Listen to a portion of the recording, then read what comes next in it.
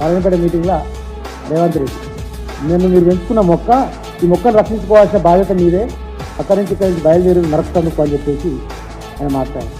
అలా నాయన నువ్వు మొక్కవు కాదురా నక్కవు, అసలు సంగతి మర్చిపోతున్నావు. నువ్వు ఎందుకు నక్కవు అంటావు అంటే జితలమారి నక్క అధికారంలోకి వచ్చేందుకు అబద్ధాలు ఆడుతందుకు పరిగ్రహాన్ని ఉపాయాలు వేసి ప్రజలను మభ్యపెట్టి ఆ జితలమారి నక్క చేసేటువంటి వ్యవహారంలో భాగంగానే నీ వ్యవహారంగా ఉంటుంది. కాబట్టి అందుకే నేను నక్క అన్నటువంటి పరిస్థితి.